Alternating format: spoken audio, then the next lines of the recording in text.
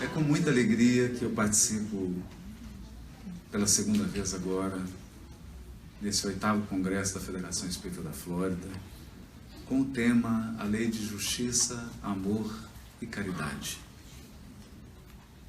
E gostaria de iniciar com uma poesia de Castro Alves, psicografada por Francisco Cândido Xavier, no Parnaso de Além-Túmulo, intitulada Marchemos. Há mistérios peregrinos no mistério dos destinos que nos mandam renascer. Da luz do Criador nascemos, múltiplas vidas vivemos para a mesma luz volver. Buscamos na humanidade as verdades da verdade, sedentos de paz e amor. Em meio dos mortos-vivos, somos míseros cativos da iniquidade e da dor. É a luta eterna e bendita em que o espírito se agita na trama da evolução. Oficina onde a alma presa forja a luz, forja a grandeza da sublime perfeição. É a gota d'água caindo no arbusto que vai subindo, pleno de seiva e verdor. O fragmento do estrume que se transforma em perfume na corola de uma flor. A flor que terna expirando cai ao solo fecundando o chão duro que produz, deixando um aroma leve na aragem que passa breve nas madrugadas de luz. É a rija bigorna o malho pelas faínas do trabalho, a enxada fazendo pão. O escopo dos escultores transformando a pedra em flores, em carraras de eleição. É a dor que através dos anos, dos algozes dos tiranos, anjos puríssimos faz, transmutando os neros rudes em arautos de virtudes, em mensageiros de paz. Tudo evolui, tudo sonha, na imortal ânsia risonha, de mais subir, mais galgar. A vida é luz, esplendor. Deus somente é o seu amor. O universo é o seu altar.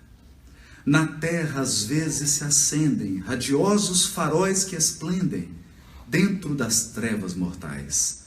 Suas rútilas passagens deixam fulgores imagens em reflexos perenais. É o sofrimento do Cristo, portentoso jamais visto, no sacrifício da cruz, sintetizando a piedade e cujo amor à verdade nenhuma pena traduz. É Sócrates e a cicuta, é César trazendo a luta, tirânico e lutador. É Cellini com sua arte, ou o sabre de Bonaparte, o grande conquistador. É Anchieta dominando, a ensinar catequizando o selvagem infeliz. É a lição da humildade, de extremosa caridade do pobrezinho de Assis. Ó, bendito quem ensina, quem luta, quem ilumina, quem o bem e a luz semeia nas faínas do evolutir, terá a ventura que anseia nas sendas do progredir. Uma excelsa voz ressoa, no universo inteiro ecoa, para a frente caminhai. O amor é a luz que se alcança, tende fé, tende esperança, para o infinito marchai.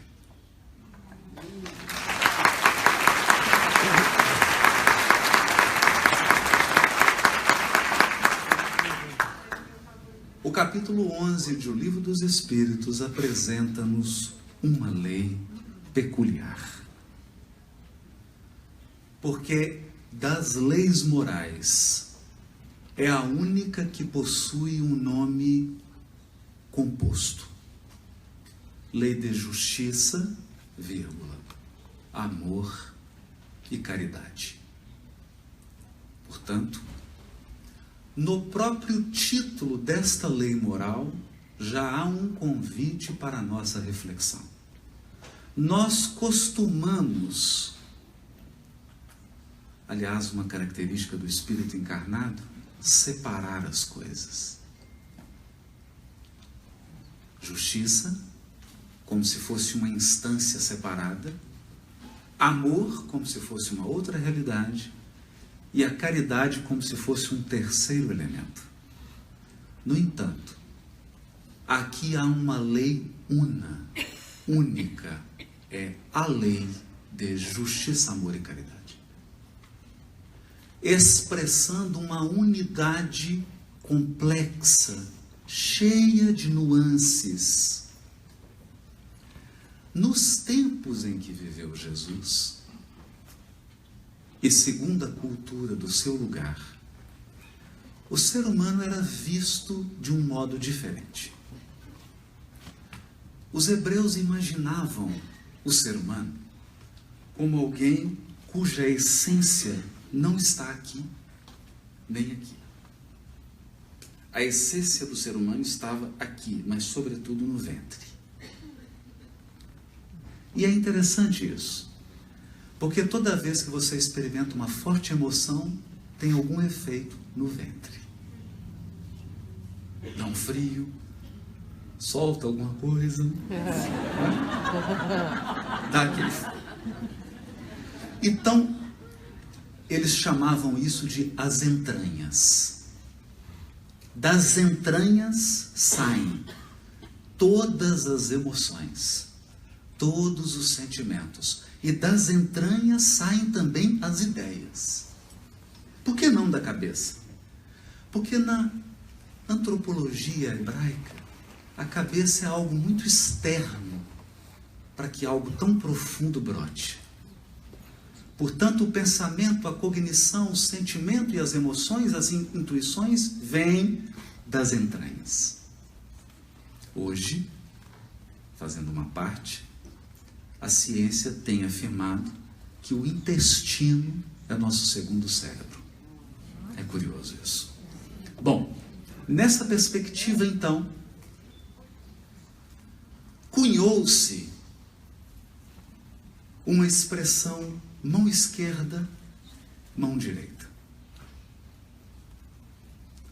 A mão esquerda é a mão da justiça.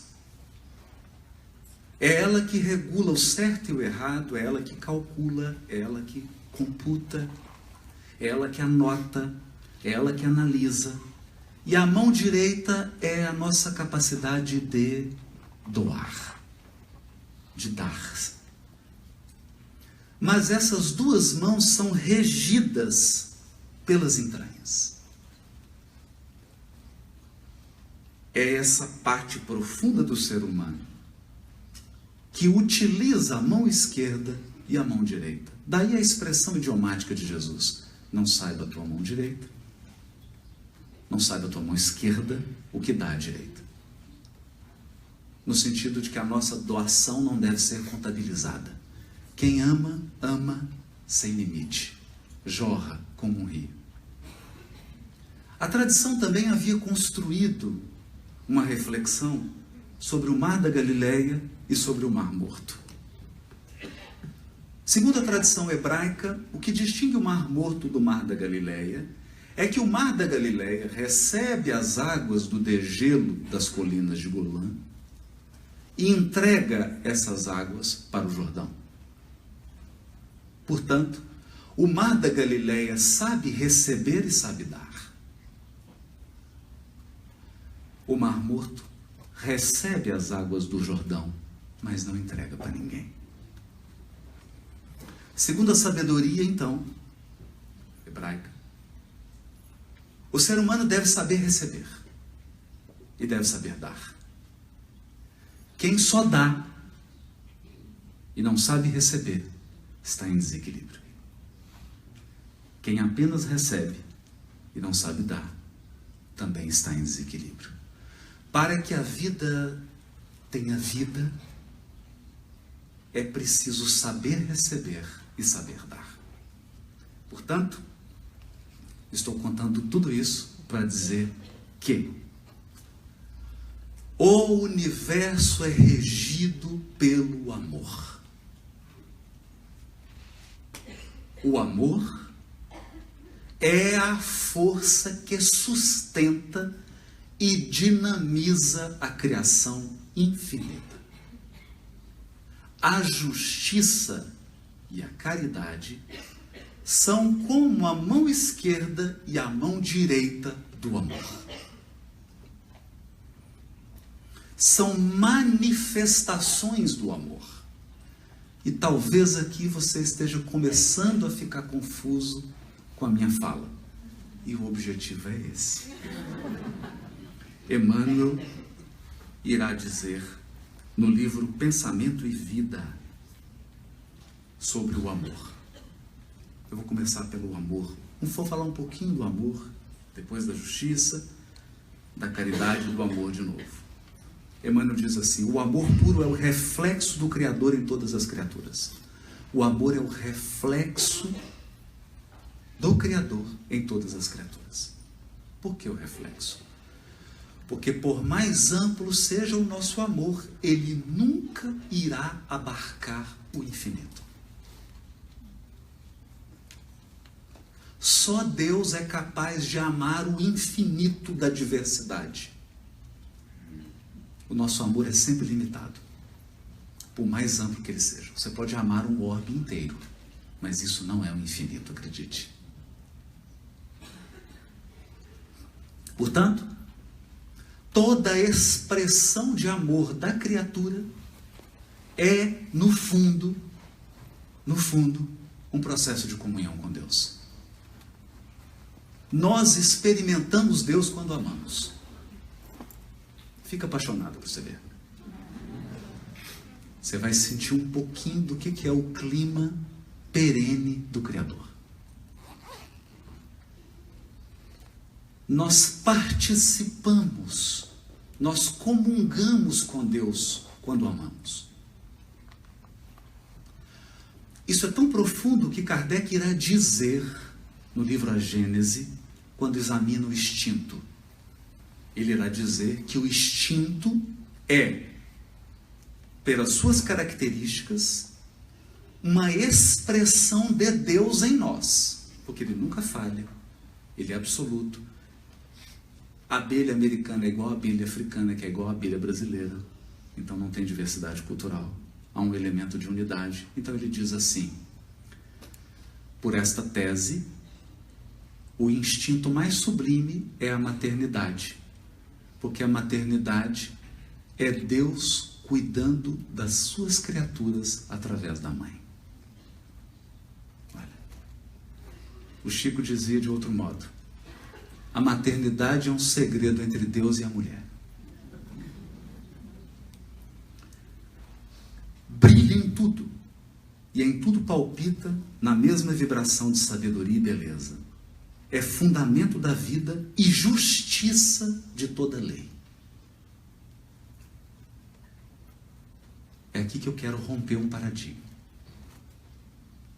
O fundamento da verdadeira justiça, da justiça divina, não da justiça humana. Eu trabalho na justiça humana. Eu estou falando da justiça divina. O fundamento da justiça divina é o amor. Nós vamos ver por quê.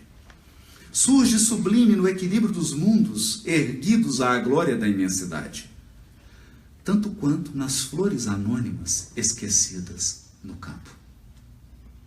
Porque não há grande e pequeno para Deus.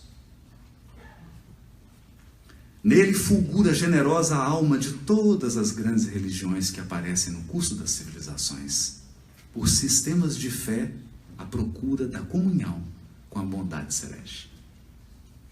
Religião, então, é uma busca de comunhão com a bondade. O resto é material didático. Vemo-lo assim com silenciosa esperança do céu. Ele diz mais: plasma divino com que Deus envolve tudo o que é criado, o amor é o hálito dele mesmo penetrando o universo. Portanto, qual que é o veículo de manifestação do amor divino? O fluido cósmico. Então, você está mergulhado no amor de Deus. Eu não sou nenhum pastor, eu acredito. Vemo-lo assim como silenciosa esperança do céu, aguardando a evolução de todos os princípios. O que é o amor de Deus? O que é o amor de Deus? Olha isso aqui. É a silenciosa esperança do céu, aguardando a evolução de todos os princípios e respeitando a decisão de todas as consciências. Isso é o amor. Mercê de semelhante bênção, cada ser é acalentado no degrau da vida em que se encontra. Deus te ama. Cada criatura é acalentada no degrau evolutivo em que se encontra. Acalentada. Mas aqui tem um aspecto curioso. O verme é amado pelo Senhor, que lhe concedeu milhares e milhares de séculos para levantar-se da viscosidade do abismo, tanto quanto o anjo que o representa junto do verme. Dá para entender isso? Então, você não é amado pelo que você apresenta de resultado. Você já é amado e ponto final.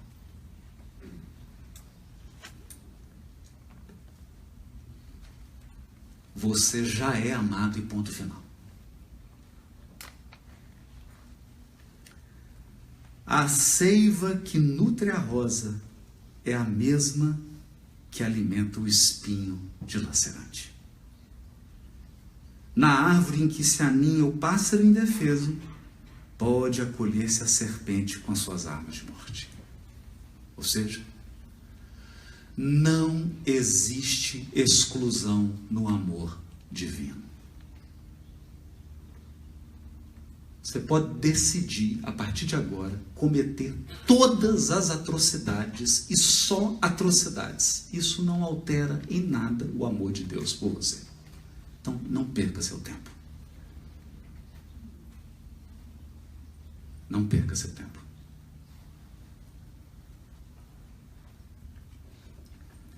Então, aqui já deu para perceber um pouco do amor divino. Nesse sentido, então, como a lei é de justiça, amor e caridade, nós já percebemos que o amor é o centro.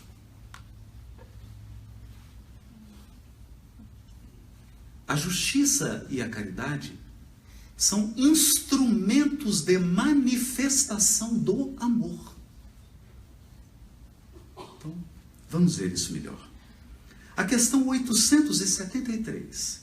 Kardec pergunta: o sentimento da justiça. Isso aqui é bonito. Ele não perguntou a ideia da justiça. Porque eu poderia ficar aqui 10 horas falando de teorias da justiça. Só aqui na América, Dworkin e grandes juristas já produziram centenas de teorias sobre a justiça. Eu nunca utilizei nenhuma. Porque na prática, aquilo é uma musculação cerebral.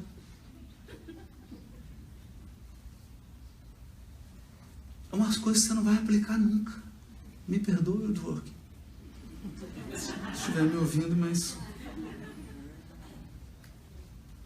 Então, a pergunta de Kardec é: o sentimento de justiça está na natureza ou é resultado de ideias adquiridas? Os Espíritos respondem: está de tal modo na natureza que vos revoltais à simples ideia de uma injustiça.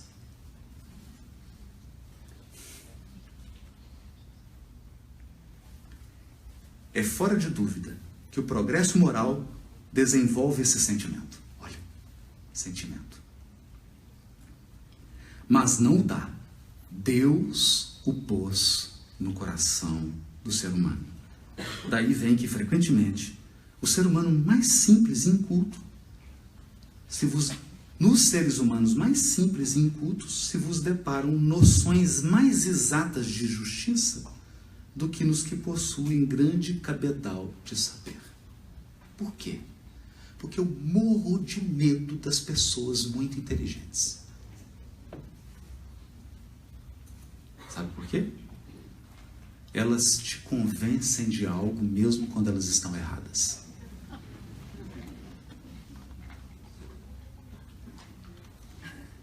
Então as pessoas simples muitas vezes nos ensinam lições poderosas de justiça.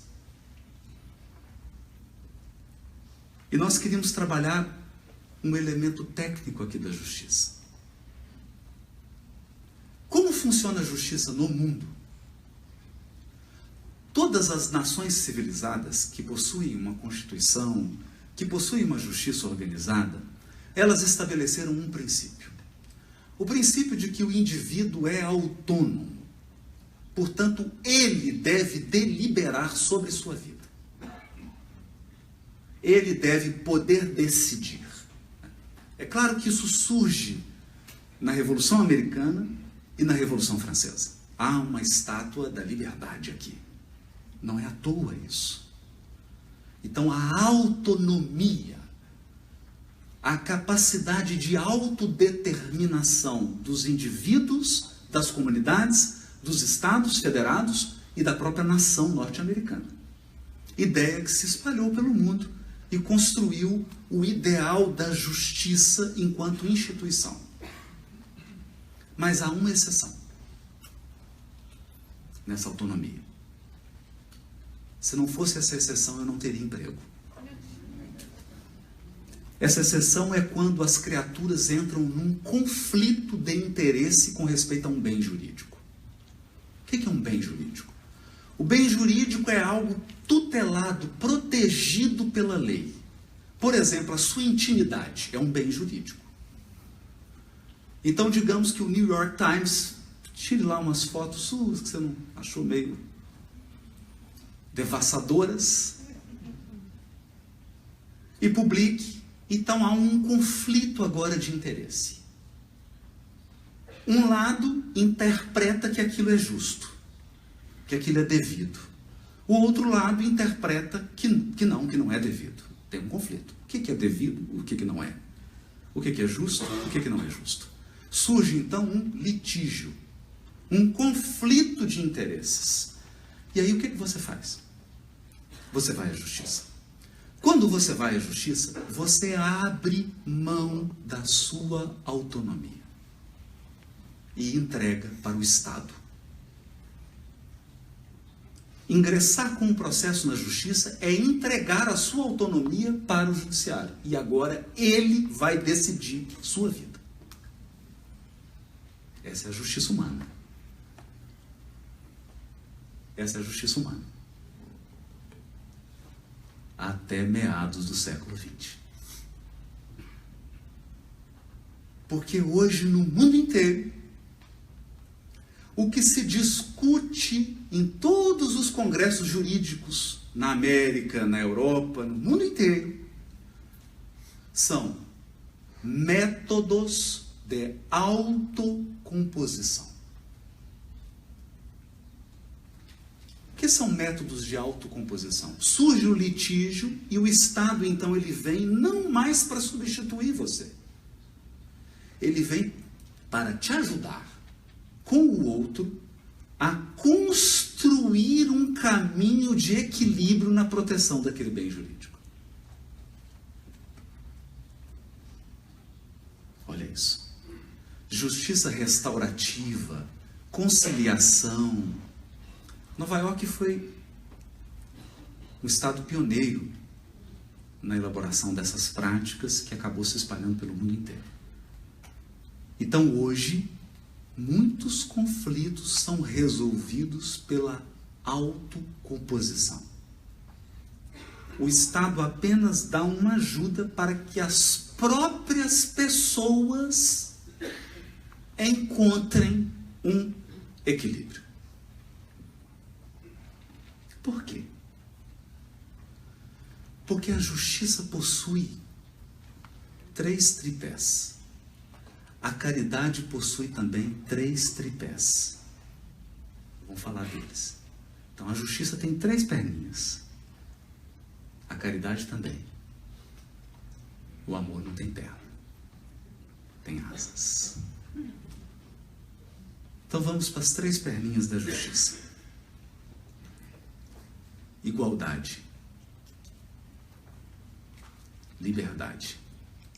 Fraternidade. Ou liberdade, igualdade e fraternidade. Esse é o tripé.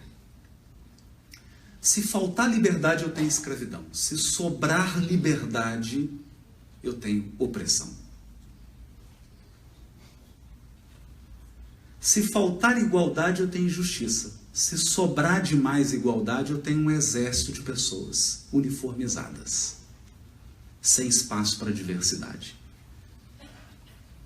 Se faltar fraternidade, eu tenho esse mundo que nós vivemos. Se sobrar fraternidade, você não dá espaço para o esforço, para o crescimento individual. Então tudo isso tem que estar num equilíbrio, que Immanuel Kant resumiu de um modo brilhante. Brilhante.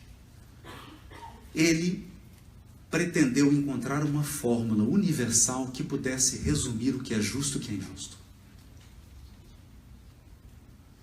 Porque às vezes nós ficamos em dúvida. Mas na minha cultura é comum fazer isso. Tem essa desculpinha, né? Então vamos lá. O Kant deu um critério universal. Toda vez que você tiver em dúvida se o que você está fazendo é justo ou não, você vai fazer a seguinte pergunta kantiana. Se todas as pessoas fizerem o que eu estou fazendo agora, vai ser bom ou ruim? É simples. É simples.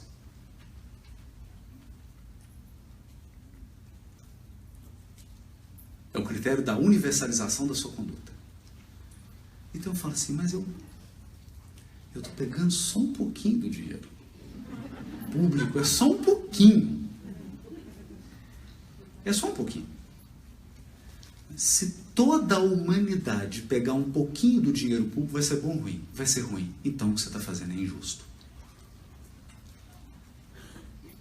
Porque o justo é aquela conduta, é aquele valor que respeita a liberdade, respeita a igualdade, respeita a fraternidade e que pode ser universalizado.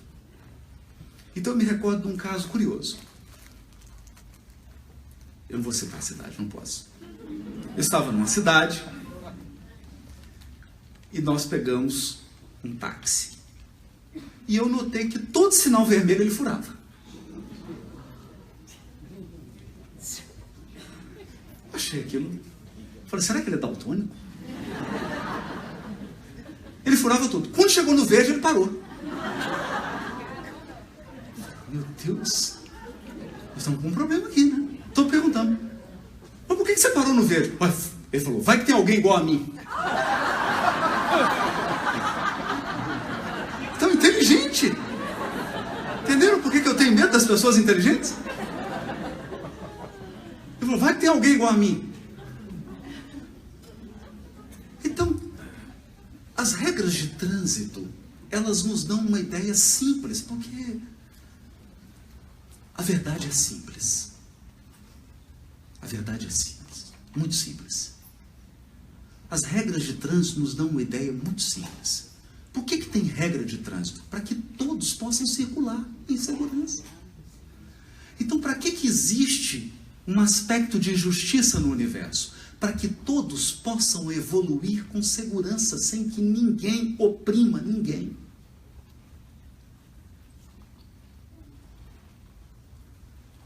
É isso. Eu posso ser feliz. Pode ser feliz. Mas não construindo a felicidade com lágrimas alheias. Então, esse é o ponto. Esse é o ponto. Mas como a lei é unitária, Se você ficar só nisso, você é injusto. Ah, mas como assim, Haroldo? Você acabou de falar que era... Não, é porque a lei não é lei de justiça, capítulo 11, aí capítulo 12, lei de amor, capítulo 13, lei de caridade. Não. O capítulo 11 é lei de justiça, vírgula, amor e caridade. É uma lei só. Mas não é possível. Eu não prejudico ninguém? Eu respeito tudo? Você é uma pessoa injusta. Não, você está me confundindo. Mas a minha função hoje aqui é essa.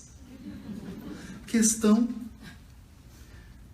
879 de O Livro dos Espíritos. Qual seria o caráter do homem que praticasse a justiça em toda a sua pureza? O indivíduo que praticasse a justiça num grau máximo, como ele seria? Os Espíritos respondem. O caráter dele seria o do verdadeiro justo. O verdadeiro. Perceberam? Então tem o falsificado, o genérico, imitação. Então, o verdadeiro justo, a exemplo de Jesus, porquanto ele praticaria também o amor do próximo e a caridade, sem os quais não há verdadeira justiça.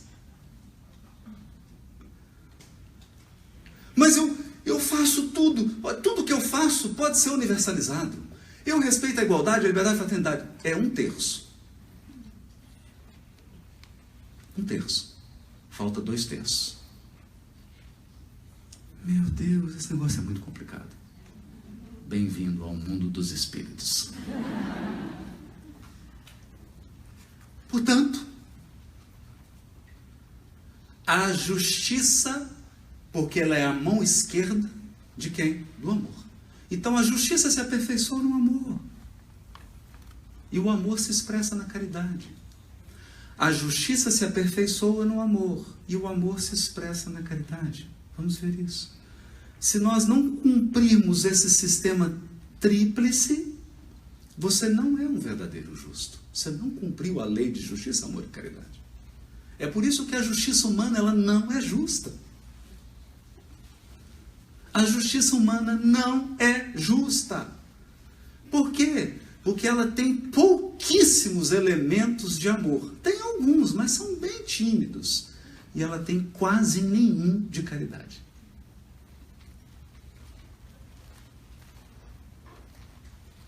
Quase nenhum. Por isso é justiça humana. Não é justiça divina. A justiça divina possui todos os elementos de justiça, todos os elementos de amor e todos os elementos de caridade, num grau máximo, tudo misturado, tudo junto. Então, não dá para saber se quando Deus ama, ele está sendo justo, se quando ele está sendo justo, ele ama.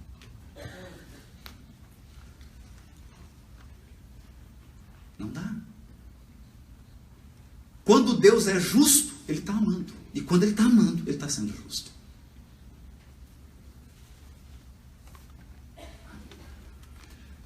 Mas para falar do amor, fora essa página de Emmanuel, eu separei aqui o capítulo 13 de Coríntios. E agora em primeira mão, pela primeira vez em público, a tradução que eu fiz, né?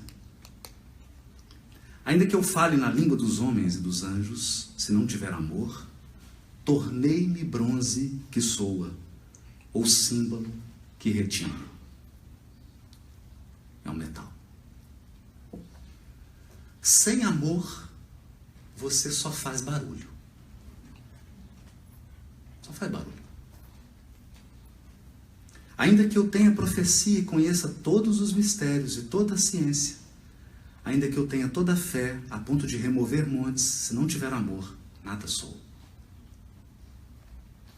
E ainda que eu reparta todos os meus bens, olha isso, e ainda que entregue o meu próprio corpo para que me glorie no martírio, se não tiver amor, nada disso me aproveita.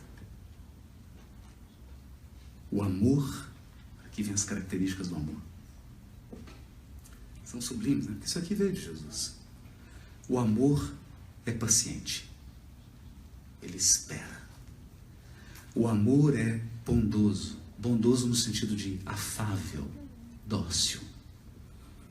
Não é ciumento. Complicou. Não se vangloria. Não se incha. Quer dizer, não tem soberba. Não é indecoroso. Não busca os seus próprios interesses.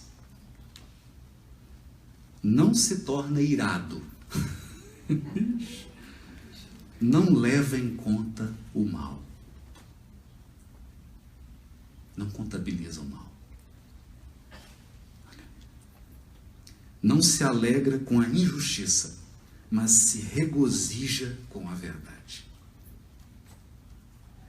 Tudo tolera. Sofre em silêncio. Tudo crê, tudo espera, tudo suporta. O amor jamais cai prostrado. Mas se há profecias, serão abolidas. Se há línguas, cessarão. Se há conhecimento, será abolido. Porque em fragmento conhecemos e em fragmento profetizamos. Quando, porém, vier o que é completo, as coisas fragmentadas serão abolidas. Quando eu era criança, falava como criança, pensava como criança, raciocinava como criança. Quando me tornei homem, aboli as coisas de criança. Porque agora vemos através de espelho, em enigma, mas veremos face a face. Agora eu conheço em fragmento, mas então conhecerei completamente, como também sou plenamente conhecido por Deus, é claro. Agora, pois, permanecem a fé, a esperança e o amor. Estes três. Porém, o maior destes é o amor. Esse é o amor. Esse é o amor. No entanto, na época do Kardec e até hoje, nós confundimos a charis, em grego, a caridade, com o ato de dar algo material. Interessante isso. E bem natural. Porque esse é típico da criança. A criança, ela tem uma mentalidade concreta. A criança não tem cognição abstrata. Então você não chega para uma criança de 3 anos e fala para ela assim, x2 mais x mais 3 é igual a 5. Experimenta fazer isso. Ela não tem raciocínio abstrato. Ela só raciocina com o concreto. Assim também o espírito que está na infância, espiritual. Nas questões espirituais e de religiosas, ele é criança. Então ele só entende coisa concreta. Então quando você fala caridade, ele... caridade, isso aí, 1 quilo de fubá.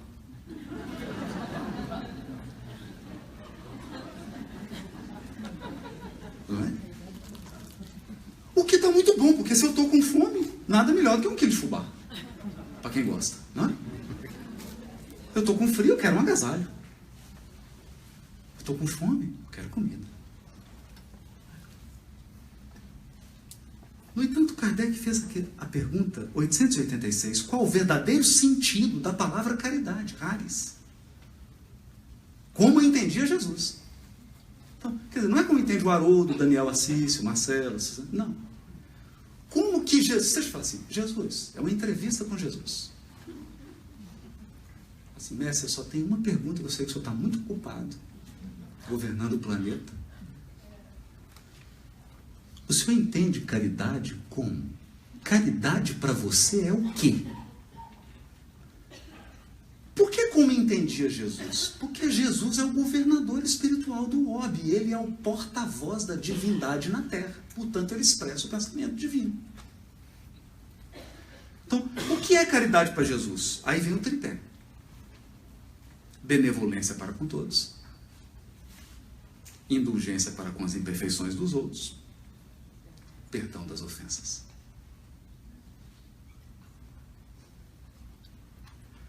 bondade para com todos, mas mesmo para aquele que torce para o outro time.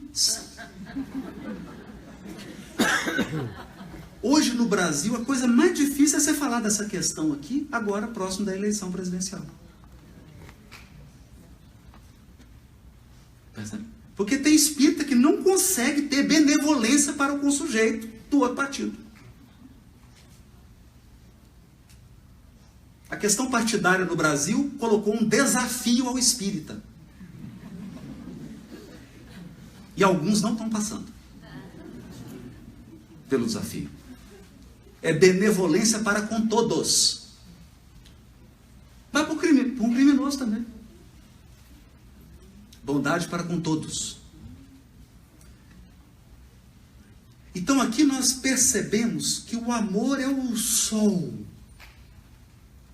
A justiça é um dos seus braços e agora começa a caridade.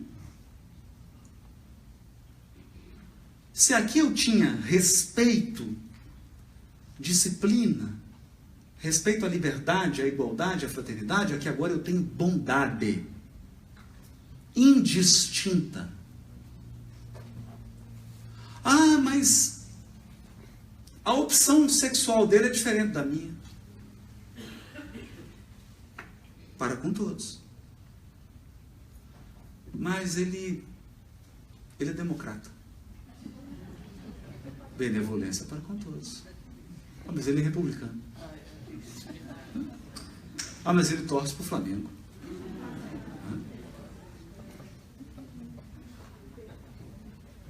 Entende? Benevolência indistinta. Indistinta. Por quê?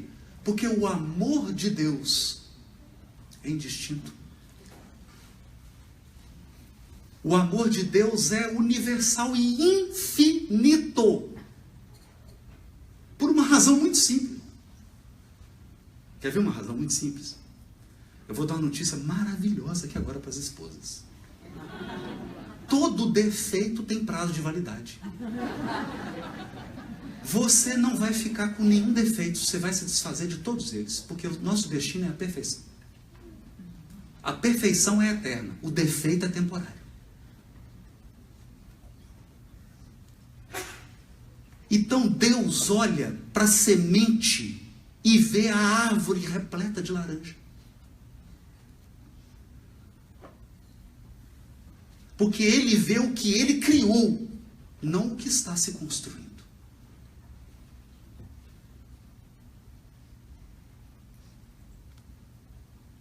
Não. Então nós vamos ter um problema. Porque nós vamos encontrar com algumas pessoas daqui a alguns milhões de anos. Uns vão demorar mais. Você vai dizer, eu não gostava de jeito nenhum de você. E hoje você é um anjo. Puro. Espírito puro. E tudo que eu detestava em você, você não tem mais.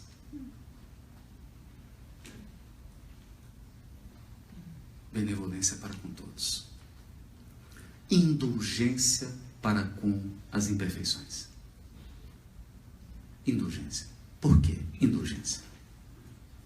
Isso não é pieguismo. Porque no Código Penal da Vida Futura, no livro Céu e Inferno, Kardec afirma: cada defeito que você tem traz um sofrimento. Quando eu li isso, eu fechei. Nossa, vou tomar um café.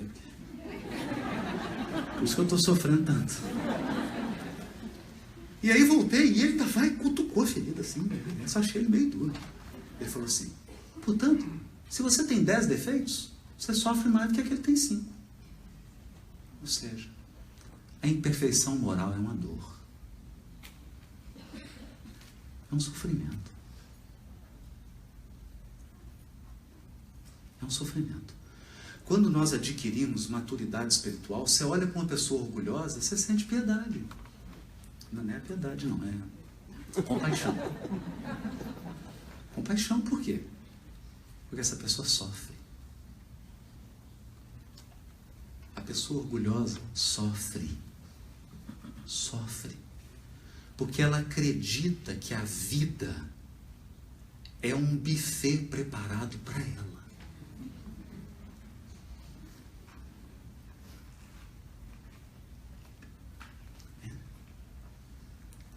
A pessoa nervosa, irritada, sofre. Porque a vida para ela é um UFC. UFC é Ultimate Fight. Está em luta permanente. Permanente. Então ela já acorda, bom dia! Deus do céu. É quase que um convite. Só que o que acontece? O que acontece? Ninguém consegue permanecer tanto tempo na defensiva. Nós não fomos construídos para isso. Isso não faz parte da nossa essência. Nós fomos projetados para amar.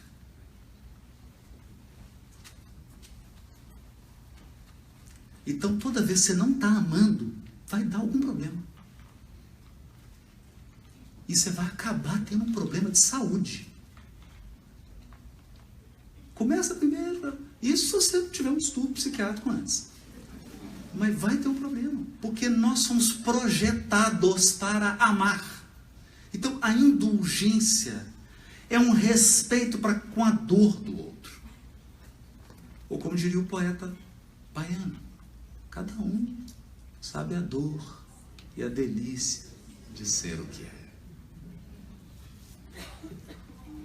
Dói. As nossas deficiências doem. Por isso o Emmanuel diz assim: examina as tuas tendências e então saberás por que sofres.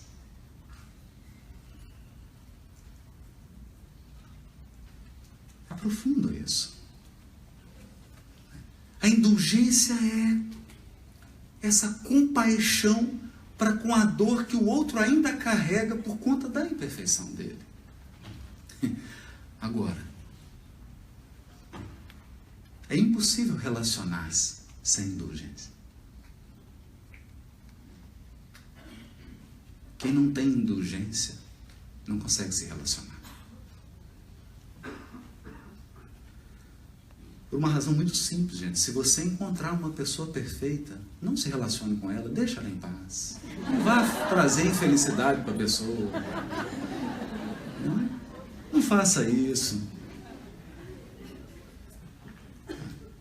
Então nós somos um buquê de flores entrecortado de espinhos. A gente se afaga e se arranha. A gente se acaricia e se machuca mutuamente. E a indulgência é esse dom de regenerar, de não levar tão a sério as imperfeições, nem as próprias.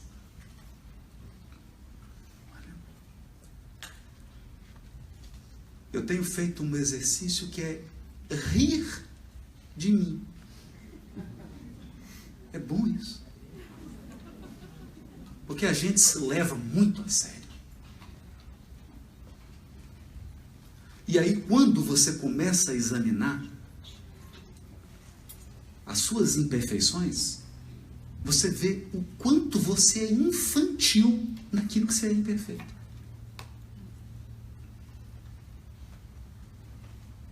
Infantil. Mas o que faz a mãe ou o pai quando olha para uma criança? O que faz? O que a gente faz? Você vê a criancinha falando errado, ela levanta, anda um pouquinho e cai. Você leva tudo a sério? Leva? Não. Por quê? Porque nesse caso, que é um caso material, você tem a certeza que ela vai superar isso. Então eu digo, nós não somos espíritas? Então por que você não tem a certeza que nós somos imortais e vamos superar todas as imperfeições? Por quê? A indulgência provoca uma distorção, que eu chamo de distorção da fotografia. Cuidado. O que é a distorção da fotografia? Você teve um contato com alguém. E aí os espinhos se enroscaram, você saiu ferido. E aí você tira uma fotografia. Está aqui o Marcelo. Tirei a fotografia dele. Me fez isso. Fez isso comigo. Tirei a fotografia. Passa 1 ano. Passa 2, 3, 4, 5. Você está com a fotografia. Acreditando que o Marcelo ainda é isso. Só que ele mudou. Quem ficou foi você.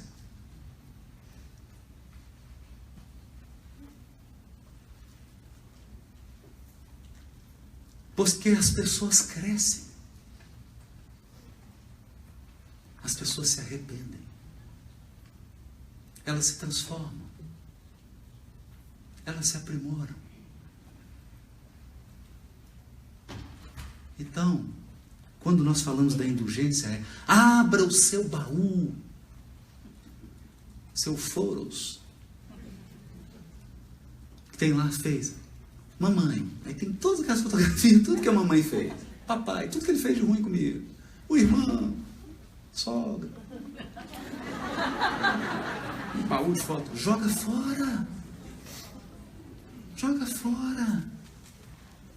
Porque a pessoa não é mais a sua fotografia. Ela não é mais isso. Nem você. Indulgência. E por fim, o terceiro pé da caridade. Perdão das ofensas.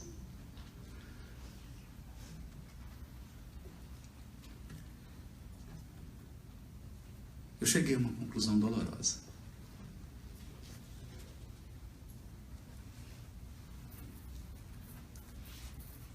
Ser humano é ferir e ser ferido. Escuta. Você vai ferir. Você já está ferindo. E você já feriu muito.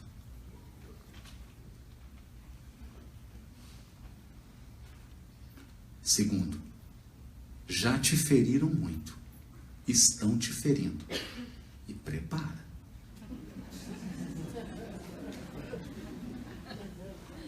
Portanto,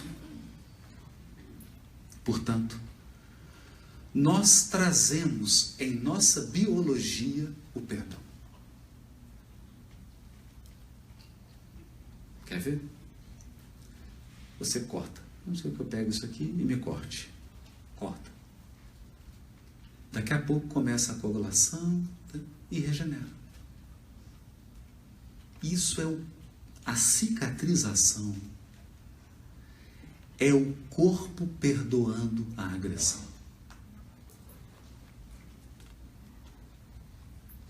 Se o corpo, que é a nossa expressão material, está dotado do poder de regenerar, por que não nossa alma?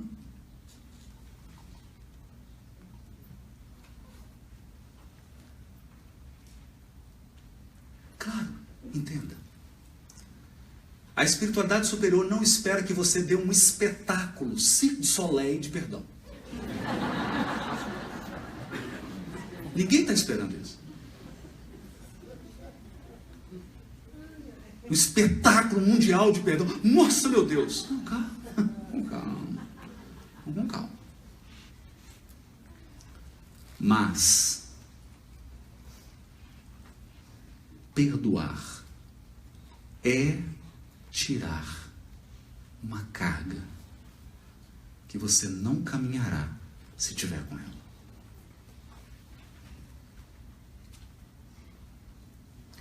Você não merece esse peso.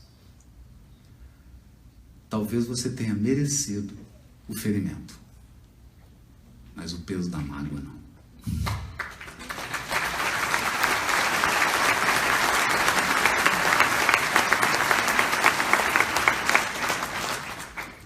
Então, Eu consegui me expressar? Lei de justiça, amor e caridade. Uma única estrutura.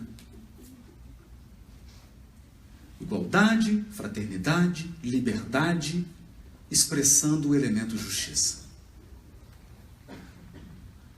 Que se dá com disciplina, com ordem, com respeito e com esse raciocínio. O que eu estou fazendo é justo? Então pensa, se os 8 bilhões de encarnados fizerem exatamente o que eu estou fazendo agora, vai ser bom ou ruim?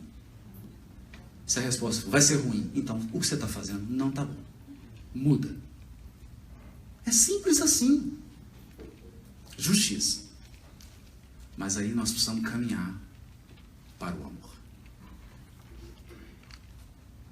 E para a expressão do amor.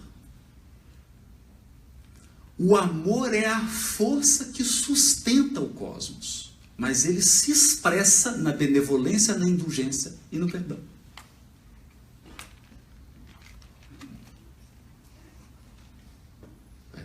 Então quando você diz assim, meu amor, eu te amo, você está fazendo uma promessa. Porque ele vai ter que te ofender. Só depois que ele te ofender é que você vai expressar seu amor. Porque o amor se expressa pelo perdão. O amor se expressa pela indulgência. E o amor se expressa pela bondade, sem limites, sem escolha. Essa é a essência. É por isso que a justiça divina resgata 2 inimigos, colocando um dentro do útero do outro.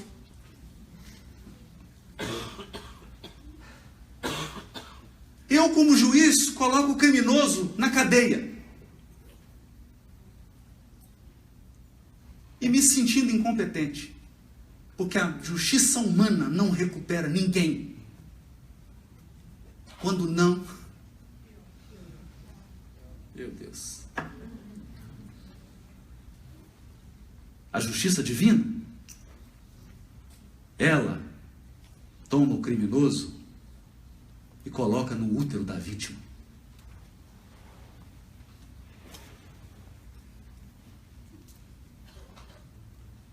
Está confuso? O amor de Deus nos constrange. Se você não ficar perplexo com o amor de Deus, você não está no amor de Deus, não. Você está pensando em outra coisa. O amor de Deus é uma perplexidade.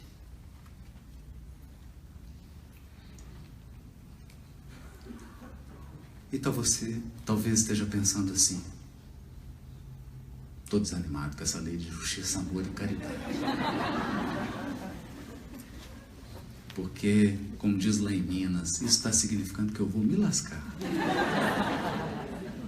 Então eu vou ler para você uma mensagem de Emmanuel chamada, um trecho: Deus em nós.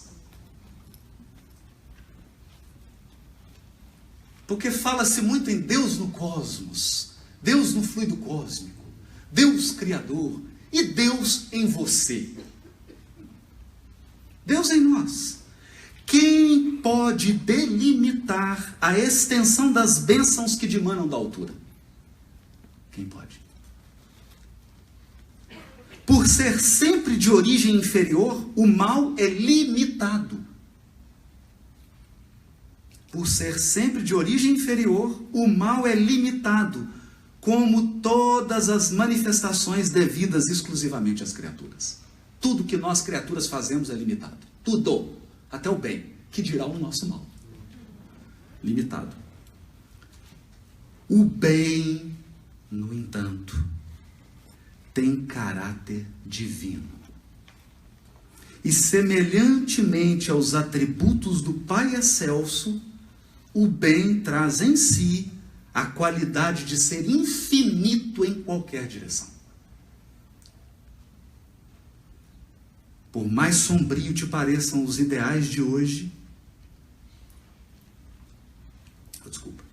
por mais sombrios te pareçam aos ideais de hoje os dias do passado, não te entregues ao desânimo. Eu sei, você está cheio de ideal. Ideal de felicidade, ideal de bem-estar, ideal de prazer, ideal de liberdade. Mas o passado está aqui te puxando. Não te entregues ao desânimo. Ergue os sentimentos e conjuga as próprias ações no roteiro, no novo roteiro entrevisto. Após a purificação necessária, a água mais poluída da sarjeta se torna límpida e cristalina, como se jamais houvesse experimentado o convívio da impureza. O presente é perene traço de união entre os resquícios do pretérito e uma vida futura melhor. Eu vou ler de novo. O presente é perene traço de união entre os resquícios do pretérito e uma vida futura melhor. Então, pelo amor de Deus, você não veio aqui só para resgatar. Por quê? Porque você também veio para construir o futuro.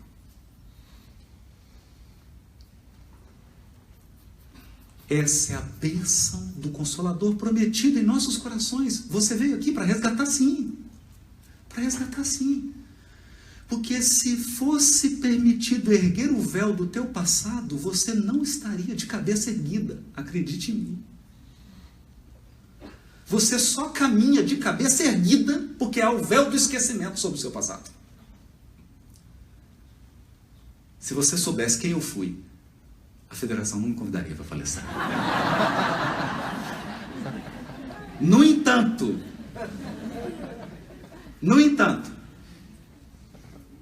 se eu utilizei minha força co-criadora para fazer essa bagunça que eu fiz com a minha vida, eu posso utilizá-la para construir um futuro melhor.